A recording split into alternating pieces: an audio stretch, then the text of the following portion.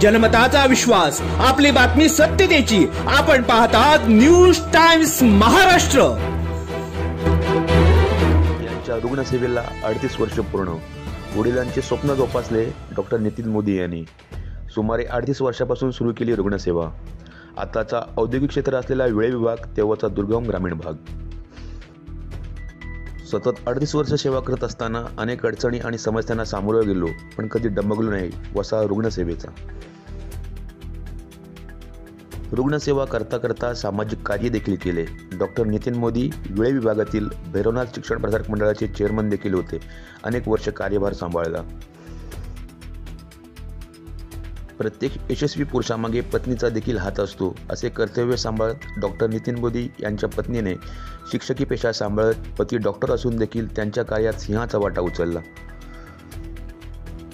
वैद्यकीय क्षेत्रात काम करता करता शैक्षणिक क्षेत्रात काम करताना डॉक्टर नितीन मोदी यांनी वेळे विभागात स्वतःच्या वडिलांच्या नावाने ज्युनियर कॉलेज देखील चालू केले.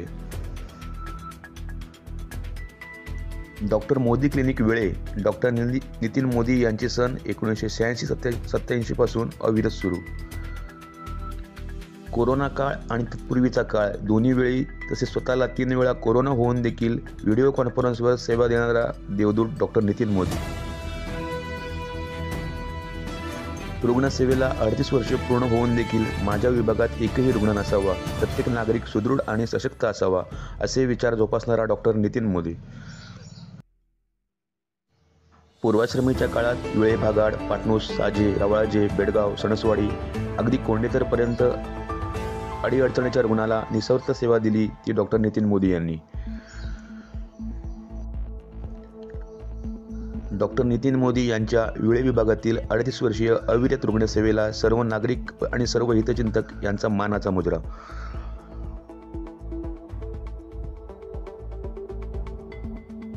जुलै 1987 साली मी दवाखाना चालू केला. मला तुमचं आता जवळजवळ 38 वर्ष पूर्ण झाली. म्हणजे आता 39 वर्ष, मला 38 पूर्ण 39 वर्ष चालू होईल. ते वडिलांची इच्छा होती अत्यंत खेडेगावात आणि दुर्गम भागात जिथे त्याची सोय नाही आहे दवाखान्याची, सरकारी दवाखान्याची, त्या ठिकाणी तुम्ही दवाखाना चालू म्हणून ते चालू केलेलं. पण 1987 पासून त्या 38 वर्षापूर्ण असे बरेच अनुभव सांगण्यासारखे, चांगले बरे वाईट, की ते 2 मिनिटात ते सांगून होणार नाही आहे. पण लोकांच्या सहकार्याने याने अत्यंत व्यवस्थितपणे झालं. माझं छान झालं. करोनाच्या आधी आणि ह्याच्या आधी, करोनानंतर म्हणजे आता 10 वर्षामध्ये MIDCमध्ये वेळे विभागात भरपूरच फरक पडला. पण त्याच्या आधी जेव्हा 20-30 वर्षापूर्वी होतं त्यावेळेला जनावर, विंचू किंवा सर्पदोन जे काही म्हणतात ते, त्यावेळेला पेशंट आहे त्यावेळेला भरपूर त्रास व्हायचा. या ठिकाणी आम्ही तात्पुरतं त्यांना प्रथमोपचार करून इंजेक्शन देऊन मग माणगाव सरकारी दवाखान्यात पाठवायचो. पण त्यावेळेला फोन नसायचे, जाण्याचं वाहतुकीचं साधन नव्हतं, टेम्पो नव्हती, रिक्षा नव्हती. पेशंटला मग 4-4 तास इथंच थांबवायला लागायचं. तिथपर्यंत आम्हाला रात्रभर जागून काढायला लागायची. बालनपण असेल, गरोदरपणाच्या हे असतील समस्या, त्यावेळेला पण जाम त्रास व्हायचा. आता बेडगावसारख्या ठिकाणी नदीतनं आम्हाला व्हिजिटला पावसाळी जायला लागायचं. अशा अनेक गोष्टी आहेत या ठिकाणामध्ये. मला तरी असं वाटतं की नक्की माझ्याबद्दल चांगल्या भावना असतील, याबद्दल मला गॅरंटी. कारण मी प्रामाणिकपणे त्यांची सेवा केलेली आहे. करोनाच्या काळात पण मी एकही दिवस दवाखाना बंद नाही ठेवला. मला 3 वेळा करोना झाला, तरी पण मी दवाखाना बंद करताना त्यांची सेवा कंटिन्यू चालू ठेवली.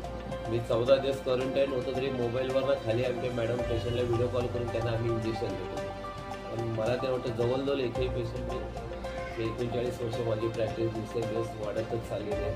आता माझ्याकडे सध्या म्हणजे सांधेदुखी असेल, पॅरालिसिस असेल, अर्धांगवायू असेल, ह्यासाठी बरेच लांबचे पेशंट आहेत. म्हणजे अगदी पनवेल धरा तुम्ही, वाशी, कर्जत, खालापूर, पुणा या ठिकाणचे बरेचसे, महाड या ठिकाणी बरेचसे पेशंट त्यासाठी येतात. आणि जास्तीत जास्त मी आता होमिओपॅथी आणि आयुर्वेदिक औषधे घेतात.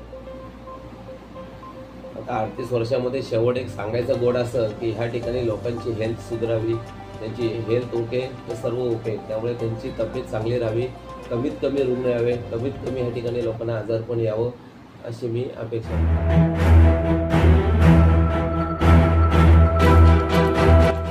जनमताचा विश्वास, आपली बातमी सत्यतेची. आपण पाहतात न्यूज टाइम्स महाराष्ट्र.